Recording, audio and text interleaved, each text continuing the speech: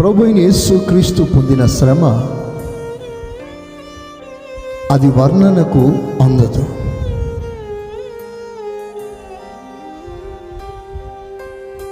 ఎందుకంటే యేసు ప్రభుని హింసించిన సైనికులు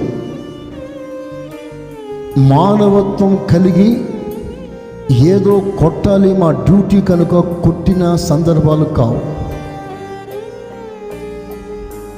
సాతాను తానే నేరుగా కాన్ఫ్లిక్ట్ అయ్యాడు,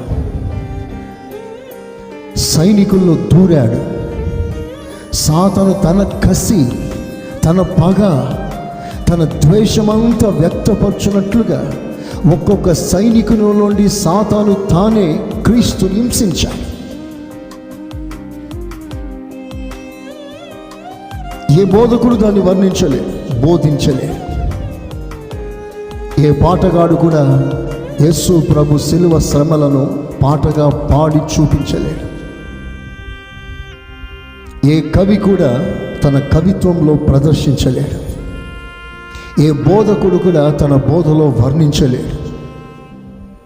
అందరికీ ఏమాత్రం కనీసం ఊహకు అందనంతగా నా ప్రభు కల్వరి శిలువలో శ్రమ నొంది మన కొరకు సమస్త వేదన సహించాడు. ఒక్కసారి రెండు చేతులెత్తి యేసయ్యా స్తోత్రం అంటారా? ఇంకొంచెం గట్టిగా, ఇంకొంచెం గట్టిగా.